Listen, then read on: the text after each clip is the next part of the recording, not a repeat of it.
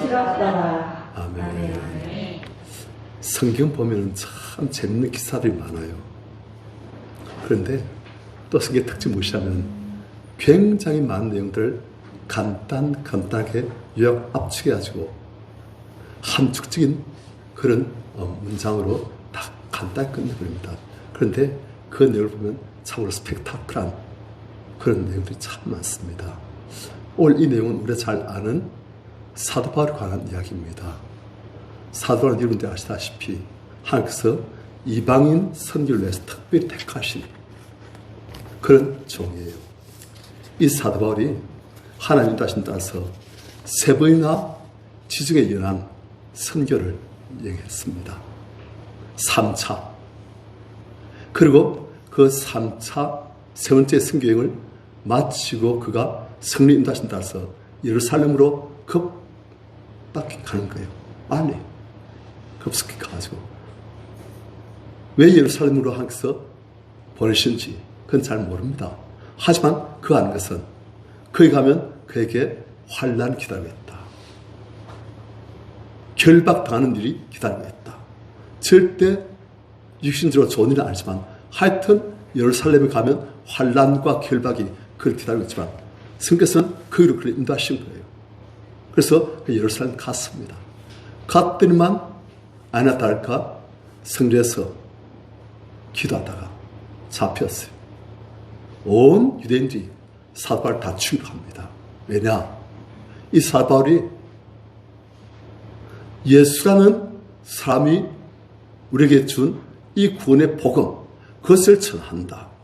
그는 율법도 무시하고 성전도 무시하고 하나님의 법을 완전히 무시하는 이단이다. 이 사람이 온천에 다니면서 우리 하나님과 우리 율법과 우리 성전, 우리 신앙을 다 무시하고 있는 악한 놈 돼가지고 죽이려 한 거예요. 사람 잡혔습니다. 집단 구타당하고 있다가 겨우 구출 받아가지고 감옥에 끌려왔어요. 그래서 2년 동안 지냈습니다. 감옥에서 2년. 그리고 그가 이제 이 유대에서 심판받는 것, 판결받는 것을 거부하고 나 로마 시민이므로 나 로마에 가서 가이사에게 재판받겠다. 그래가지고 그 유다에서부터 로마까지 배를 타고 이송에 가고 있습니다. 다른 죄인들도 다 태우고 로마 군인들이 백부장이 그 죄수를 다 들고 배 태워가지고 다 갔습니다. 갔는데 유대에서 크레테스까지는 잘 갔는데 크레테스에서부터 이제 로마까지 가야 되는데 100길로 거기 가다가 그냥 광풍, 우리나라로 치면 태풍을 만나가지고 보름 동안 죽을 고생을 다 했어요. 낮에는 해가 안 보이고 밤에는 달도 안 보이고 그냥 광풍만 몰아치고 어디로 가는지 그냥 파도에 바람이 떠밀려가지고 가고 사람들이 있습니다. 살수망을 다 포기했어요. 그런데 겨우 하나님의 은혜로 이들이 천신만고 끝에 그 지중해 그 바다에서 멜리데라는 오늘날은 말타를 그래요. 말타. 그 섬에 겨우 당도해서 배는 다 부서지고 짐은 다 버려지고 사람들만 겨우 살아나왔어요. 그래가지고 나온 사람이 선원들 그리고 군인들 죄수들 다 합쳐서 276명. 이들이 1절 같이 시작. 우리가 구조된 때에 앉은 그 섬은 멜리데라 하더라. 그러니까 그들이 크레테라는 섬에서부터 이 멜리데까지 수백 킬로미터나 됩니다. 그걸 풍랑에 떠밀려가지고 이리 갔다 저리 갔다가 그 보름 만에 그냥 겨우 구살시간 살아난 거예요. 하나님께서 붙들어 심으셨죠. 사실은 그 섬은 멜리데라 하더라. 자, 2절 비가 오고 날이 차네. 원주민들이 그 멜리데 섬의 원주민들이 우리에게 특별한 동정을 하여 굉장히 불쌍히 봤다는 거예요. 사실 그럴만 했을 겁니다. 우리가 지금 그 모습을 보면은 보름 동안 제대로 먹지도 못하고 자지도 못하고 겁에 질려가지고 완전히 죽었다가 지옥 구덩이까지 갔다가 살아난 사람들이에요. 그러니까 그 몰골이 얼마나 처참했겠습니까? 게다가 또 그 배에서 파산한 배에서 이제 그들이 육지까지 헤엄쳐 나오고 할 때 그냥 물에 쫙 다쳐가지고 폭풍에 젖지 바닷물에 젖지 완전히 세수도 못하지 엉을 것입니다. 굶주리고 그러니까 원진도 보니까 이래 처참한 꼴들은 처음 못해가지고 특별한 동정을 하여 불을 피워 우리를 다 영접하더라. 그런데 3절 같이 시작. 비가 바울이 나무 한 묶음을 거두어 불에 넣으니 뜨거움으로 말미암아 독사가 나와 그 손을 물고 있는지라. 바울도 제술 중에 일인으로서 그 나무 한 묶음을 거두가지고 불에 넣는데 그 나무 한 묶음 속에 독사가 있다가 뜨거우니까 그 독사가 나와가지고 누구냐 해가지고 바울의 손을 딱 보더만 그냥 확 물어버렸어요. 그런데 4절 이걸 바울이 혼자서 왜 따로 떨어진 데서 이렇게 한 게 아니고 주변에 누구들이 다 있어요? 원주민들도 있고 다른 죄인들도 있고 다른 선원들도 군인들도 다 있는데 바울 손에 보니까 독사 보면은 좀 보통 뱀과 다르잖아요. 보통 뱀은 좀 가늡니다만 독사 보면 머리가 삼각형이고 몸은 뚱뚱합니다. 독사는 좀 통통해요. 그래가지고 좀 다부지게 생겼습니다. 그 독사 딱 물고 있으니까 이렇게 딱 있는 거예요. 그래서 사람들이 다 본 거예요. 그러니까 4절 원주민들이 이 짐승이 그 손에 매달렸음을 보고 서로 말하기를 진실로 이 사람은 살인한 자로다. 바다에서는 어찌어찌 그 폭풍 속에서도 구절을 받지만 공의가 이 죄를 살지 못하게 하미로다. 이 원주민들도 다 아는 거예요. 이 무리들이 다 죄인들하고 죄인들을 호소하는 군인들하고 그런 선원들. 이 사람은 죄인, 사도 바울은 죄인. 그런데 그 손을 보니까 독사 매달리는 거 보고선 무슨 말합니까? 이 사람은 진짜 살인한 자, 진짜 죽을 놈이다, 이 사람은. 그러니까 바다에서 어찌어찌 운 좋아가지고 구절받지만 공의가 이런 공의가 되는데 이게 원래 제 뜻이 뭐냐면 이 멜리데 사람들이 믿고 있는 그 그리스 로마 그쪽 신앙이지요. 그리스 로마 신앙이지요. 그 보면 복수 여신 나옵니다. 네메시스 해가지고 이 네메시스라는 여신은 정의와 복수 여신이에요. 그러니까 잘못한 사람은 반드시 이 복수 여신에 따라서 그 잘못에 대한 응징을 한다는 거예요. 그런데 이 사도 바울은 독사에 물리고 보니까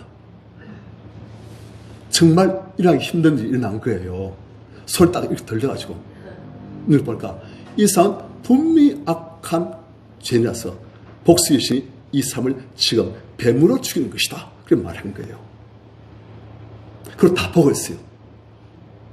그런데 사도 바울 5절 바울이 그 짐승을 불에 떨어버리며 조금 더 상이 없더라. 사도 바울은 어떻게 했겠습니까? 다른 사람도 어떤 걸 기대했겠어요? 독사에 매달리는 돈 으악한 걸 기대했는데 사도 바울 보지만 그냥 손을 딱 독사 모가지를 딱 잡지만 딱 떼가지고 그걸 그냥 불에 톡 던져버려 그냥 있는 거예요. 사람들이 우와. 그런데 사도 바울이 그냥 가만히 불지대고 있던 거예요. 6절 같이 읽습니다. 시작. 그들은 그가 죽든지 혹은 갑자기 쓰러져 죽을 줄로 기다렸다가 오래 기다려도 그에게 아무 이상이 없음을 보고 돌이켜 생각하여 말하되 그를 신이라 하더라. 사람들이 기대하기로는 붓든지 팔이 붓고 온몸이 부어가지고 몸이 열이 나고 경련을 일으키고 혹은 갑자기 쓰러져 죽을 줄로 알았어요. 왜냐하면 이 원주민들은 이 독사를 잘 알아요. 그러니까 이 독사를 물렸다면 백발백중이다. 크게 불어가지고 중태에 빠든지 아니면 갑자기 쓰러져 죽을 줄로 기다리고 오래 기다려도 뭔가 구경거리가 있을 걸 바랬는데 아무 이상이 없는 거예요. 그래서 이 사람들이 전부 다 서로 얼굴을 보지만 이 사람은 사람이 아니다. 왜냐하면 여러분 아시겠지만 거기 그리스 로마 시대에 보면은 그 신들이 때로는 사람 모습으로 변해가지고 옵니다. 여러분들 잘 아시는 거기 제일 높은 신 제우스 있잖아요. 이 제우스는 굉장히 바람둥이에요. 그래서 이쁜 여자 봤다면 그냥 이 저수가 가만히 못 있어가지고 아주 멋있는 남자로 변해가지고 우리 성도님들과 비슷하게 멋있는 남자로 변해가지고 그래가지고 그 여자하고 같이 하고 그래 임신시켜가지고 애 낳고 막 그러셔요. 그러니까 신들도 필요하면 사모습 온다는 거예요. 그런데 이 사람 보니까 그 무시무시한 독사한테 물렸는데도 그 독사를 손을 툭 잡아가지고 불에 던져버리고 덤덤하기 때문에 아무리 어렵게 다해도 가만히 불만 쬐고 있는 거예요. 와, 사람 아니다. 그렇다면 이 사람은 사람이 아니고 신이다. 그런데 우리가 성경을 보면은 사도행전 보면 사도 바울이 신이라고 불린 적이 여러 번 있습니다. 기억나시죠? 네. 바나바와 같이 1차 선교여행 때 한 사람 남에서부터 안전병이 된 자인데 그 사람 보니까 사도 바울의 전하는 그 복음을 듣고 있는 거예요. 그런데 그 안에 믿음이 있는 걸 사도 바울이 봤어요. 영안으로 딱 보니까 이 사람 구원받을 만한 믿음인데 그래서 예수의 이름으로 이 사람 일어나라. 주의 그 권능으로 딱 말하니까 그 사람이 즉시 일어나버린 거예요. 그래서 사람들이 우와 이 사람들 사람이 아니고 신이다. 점잖게 서 있는 저 바나바는 제우스이고 그리고 말 많은 이 사도 바울은 제우스가 들어가는 헤르메스 신이 돼가지고 그럼 막 이렇게 하려고 한 거예요. 저는 모여가지고 그래서 사도 바울 아니다. 우리도 사람이다. 우린 저 이 천지를 창조하신 하나님의 사람이다. 너희들도 이 하나님 믿으라 해가지고 다 전도한 거예요. 그러니까 사도 바울은 자기가 복음 전할 때도 신이란 말 듣고 또 지금 죄수로 끌려가면서도 독사 때문에 신이란 말 듣고 하여튼 그래 되는 거예요. 왜냐하면 하나님 기적이 일어나니까.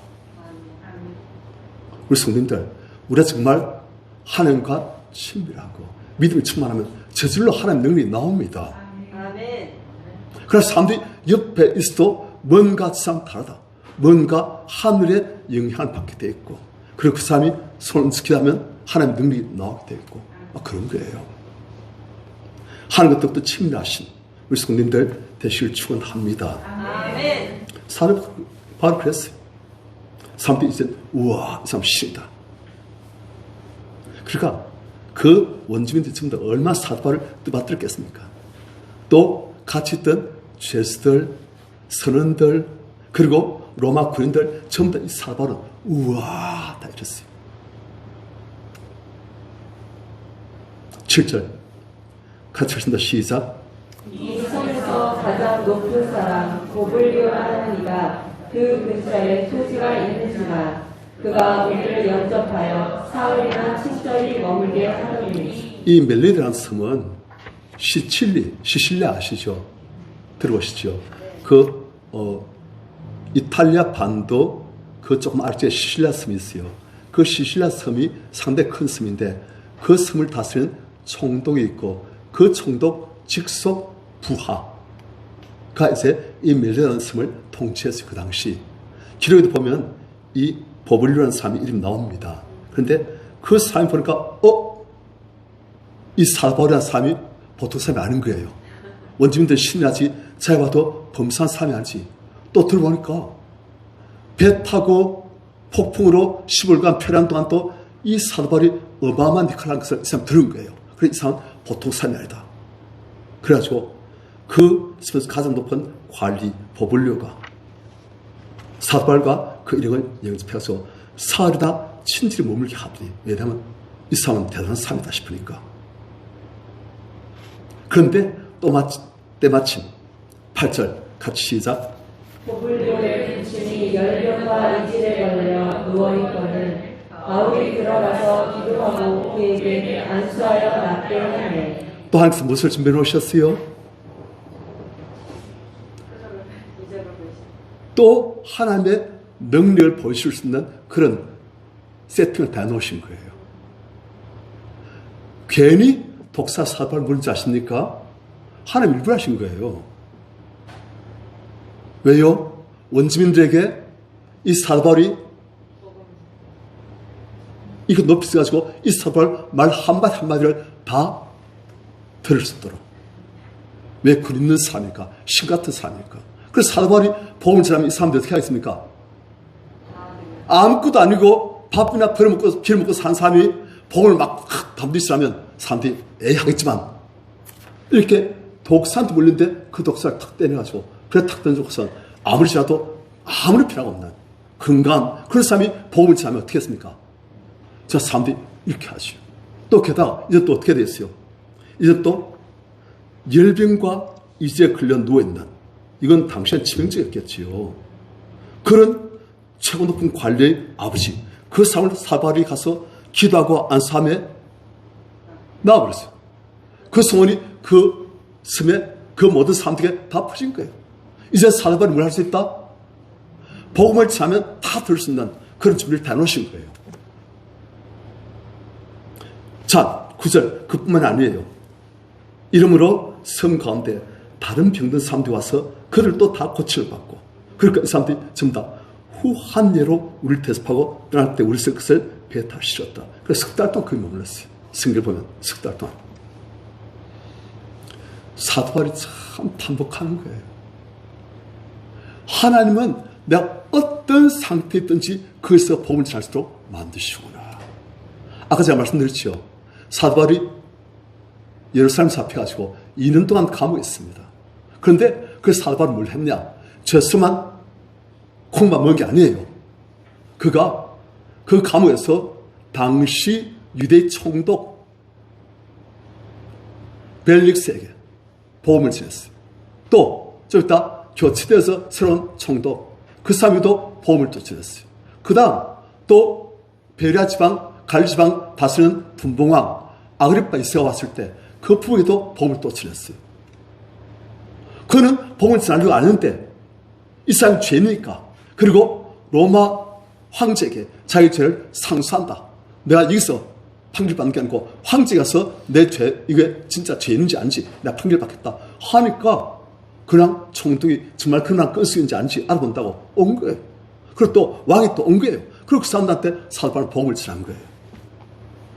또 사도 바울이 거기서 로마 황제한테 상수하려 하니까 배 타고 이제 가지 않습니까? 가는 동안 그 배 아까 어떻게 했다고요? 풍랑 만났잖아요. 그래 표류했잖아요. 그래 하늘이 캄캄할 정도로 그런 어마어마한 폭풍 가운데서 보름 동안 표류할 때 사도 바울은 그제 미리 말했어요. 이번에 우리 여기서 교회를 지내고 항의하지 말자.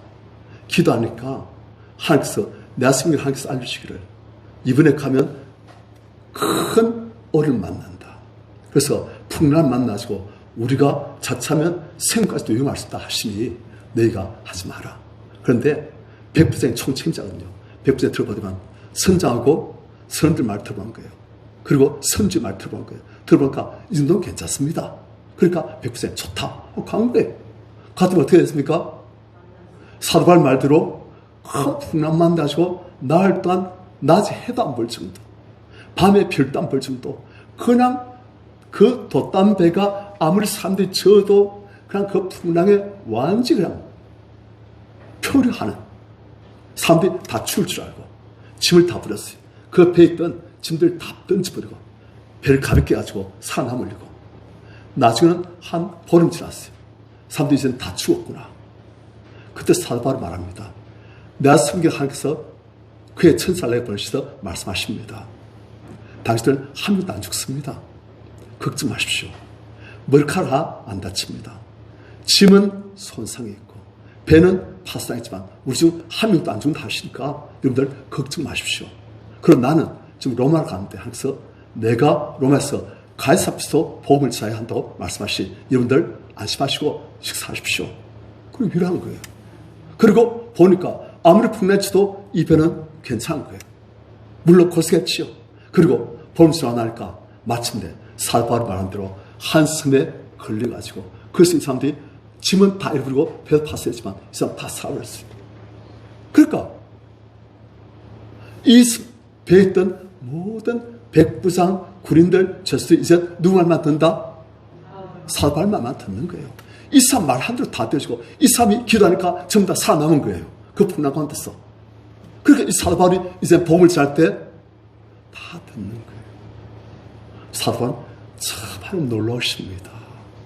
이런 식으로 죄수로 있어도 왕에게 복음을 전하게 하시고 총독에게 복음을 전하게 하시고, 그리고 베스터 풍랑 때문에 백부장에게도 군인들에게도 제스에게도 복음을 전하게 하시고, 하나님을 전하게 하시고, 또 스메가니까 독사 때문에, 또 버블리의 아버지 이질과 일병 때문에, 또 스마스는 낫게 하시고 복음 다 전하게 하시고, 어디 가든지 항상 복음 전하게 하시니 감사합니다. 어디 가든지 항상 함께 하셔서 하나님의 능력을 보이시고 하나님의 구원의 복음을 전하게 하시니 감사합니다. 사도 바울은 죄수로 끌려갈 때 죄수에 있으면서 참 힘들었을 거예요. 사실 2년 동안 했으면. 하지만 그 기간이 사도 바울이 평생 만날 수 없는 그런 총독, 왕, 그런 사람들에게 복음 전하는 기회가 다 되어지는 거예요. 또 풍랑 때문에 죽을 줄 아는데 그 풍랑 때문에 오히려 이 사람들이 사도 바울과 그가 전한 하나님 예수 그리스도 확신 있게 만드시는 거예요. 또 독사도 물려 좀 아팠지요. 하지만 그것 때문에 또 사람들이 잠깐 시간을 맞들다가 그가 전한 복음을 다 듣게 하시고, 어디 가든지 준비된 하나님 삶이 항상 복음 전에 다 하시는 거예요. 하나님 이름 전할 수 있게끔. 여러분들 요즘 큐티 다니엘 사고 계시죠? 다니엘서 보면 다니엘이 복음을 전하려고 안달한 거 아니에요. 다니엘이 하나님 이름을 증거하려고 안달한 거 아니에요. 안 해도 다니엘이라는 사람이 준비해서 하나님께서 일을 하시는 거예요. 왕이 꿈을 흉측한 꿈을 난 다음에 일러가지고 해몽해봐라. 아무도 못할까 다 죽여버린다. 해몽 못하면 이놈들 밤낮 춤내 못된 놈들 다 죽여버린다 하는데 다니엘이 다 이겼습니다. 하고서 꿈도 이야기해주고 해몽도 이야기해주고 방법도 이야기해주고, 우와 네가 승리 하나님 진짜 하나님이시구나. 또 그 느부갓네살 왕이 또 신상을 만들어주고 그다 절하라. 그런데 다니엘과 그 세 친구들 그들 절 안 하고 딱 있으니까 왕이 다니엘 세 친구들을 풀무불에 던져놔라. 7배나 더 심한 풀무불에 던져놔라. 다 죽여버려 놈들, 나쁜 놈들 하는데 던졌었는데 보니까 전부 다 으악할 줄 아는데 그 안에서 세 명에서 어떤 한 분, 신 같은 어떤 한 분과 손잡고 같이 걷는 거예요. 불 속에서. 이게 뭐냐? 나와봐라. 사드락 메삭 아벤노고가 나와봐라. 나와보니까 뭘까 하나 불이 안 타고, 옷 실오랑이 하나 불이 안 타고 전부 다 타고 나와주는데 얼굴이 훤해요. 불에 구워진 게 아니고. 그러니까 어떻게 된 거냐? 내가 생긴 하나님 진짜 하나님이시구나. 또 왕이 또 꿈을 꾸가지고 다니엘이 그 꿈을 해몽해준 대로 왕이 7대 동안 짐승처럼 이슬을 맞으면서 그렇게 지내다가 나중에 정신 돌아오니까 진짜 하나님은 여호와 하나님, 이 천지를 창조하시고 하늘에 계신 이 하나님, 이 모든 것을 다 쓰시는 하나님 진짜 하나님이시다. 그래 가지고 느부갓네살 왕이 이 다니엘의 승리한 하나님을 감히 모욕한 놈은 죽여버린다. 그래 나오는 거예요.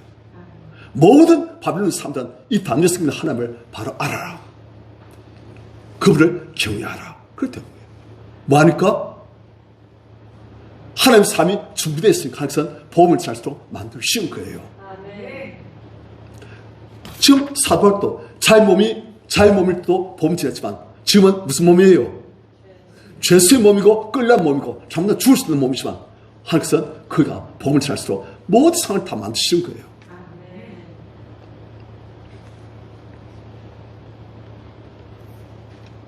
지금 우리가 코로나 때문에 많이 어렵습니다. 하지만 하나님은 죄수도 풍랑 가운데서도 감옥 가운데서도 왕의 복을 사도 만들어 주십니다. 코로나도 하나님 손 안에 다 있어요. 온 세계가 하나님 손 안에 다 있습니다. 우리가 하나님께 기도하면서 하나님 이 코로나 가운데서 하나님께서 우리에게 상황을 만드셔서 우리가 복음을 전할 수도 이 영혼을 구원할 수도 내 아들 내 딸 구원할 수도 하나님께서 역사에 주옵소서 하면 하나님께서 희한하게 일만 드셔가지고 그렇게 만들어 주신 거예요. 하나님과 마음 맞는 사람, 기도하는 사람, 하나님 의지하는 사람, 준비된 사람에서 하나님께서 직접 일을 하셔가지고 하나님의 복음을, 예수 그리스도의 구원의 복음을 전할 수 있는 환경을 다 만들어 주십니다. 그런 거예요. 코로나 때문에 뭘 할 수 없습니다. 우리는 그렇지요. 하지만 하나님은 하실 수 있습니다. 목사님 한번 해보세요. 저 못해도 하나님 하십니다. 하나님 손 안에 모든 게 다 있는 거예요. 하나님의 지혜는 한량이 없어요. 독사를 통해서도 복음을 전할 수도 만드시고, 풍랑을 통해서도 복음을 전할 수도 만드시고, 사람 군화도 만드시고, 다 그러시는 거예요. 우리 성도님들, 오히려 풍랑 가운데서도 하나님의 기적을 보이시고, 사람들이 하나님을 발견하고 만지다 하나님께서 코로나 가운데서도, 어려운 환경 가운데서도 우리가 신실하게 주님을 붙들고 신실하게 주님께 기도하면서 이 영혼 구원하시옵소서 기도하면서 나갈 때 항상 그 영혼 구원할 수 있는 환경을, 여건을 만들어 주십니다. 제가 사실 이 본문을 전하려고 안 했어요. 딴 본문 전하려고 했는데 항상 이걸 하라 하신 거예요. 하나님, 이건 좀 할 게 적은데요. 이건 너무 단순한데요. 그러면 제가 딴 말 많이 해야 되는데 항상 이걸 하라 하신 거예요. 그래서 왜 그러실까? 보니까 오늘 본문을 보니까 하나님은 어떤 하나님이시다? 선교하시는 하나님이시다. 오늘 뭐 한다입니까? 아니, 오늘 찬양 예배도 있지만은 오늘 뭐 한 날이에요? 남녀 선교회 임원들 선출하고 선교회를 구성한 날이잖아요. 그래서 항상 이걸 하게 하신 거예요. 선교는 많은 회의다. 선교는 많은 것이다. 선교하는 거예요. 교제도 하고 서로 기도도 해주고 권면도 하고, 하지만 가장 중요한 본질은 선교라는 거예요. 선교 두 군데 해야 돼요. 한 군데는 밖에 선교해야 돼요. 하지만 한 군데는 또 우리 영혼을 선교해야 됩니다. 우리 영혼 속에도 얼마나 선교되어야 될 부분이 많은지, 얼마 알까지도 하나님이 왕이 아니시고 내가 왕이고 어둠의 권사가 뒤에서 암무리에 지배하고 있는 그런 왕으로 군림하고 있고, 그런 분이 우리 영혼 속에도 얼마나 많은지, 선교는 그걸 해야 됩니다. 내 영혼 속을 선교해야 되고, 선교 대신 내 영혼, 하나님의 능력이, 은혜가, 사랑이 있는 내 영혼으로 잃어버린 영혼들을 또 선교하고, 그게 선교할 일이에요. 우리가 오늘 남선교회와 두 여선교회 임원들을 선출합니다. 이분들이 이제 1년 동안 섬길 분들이에요. 그런데 하여튼 잘 감당할 수 있는, 이분 내가 친하니까 그렇게 하지 마시고, 회장으로, 그리고 회장을 도와줄 회장과 함께 손을 맞춰서 그 선교의 구성원들을 섬겨 나갈, 그리고 하나님의 선교를 같이 해 나갈 그런 총무를 기도하면서 잘 선출하셔가지고 1년 뒤에 그 1년 동안에 농사 지은 것을 보고 하나님께서 기뻐하실 수 있는 선교가 말되어졌구나. 많은 영혼들이 구원받고 많은 성도들이 변화되어지고 서로 간에 교제가 있고 사랑의 교제와 선교의 교제가 있고 양육이 되어지는 그런 아름다운 선교로 발섰구나. 그런 칭찬을 들으실 수 있는 그런 남선교회, 여선교회, 청년의 실버선교회 다 되시길 축원합니다.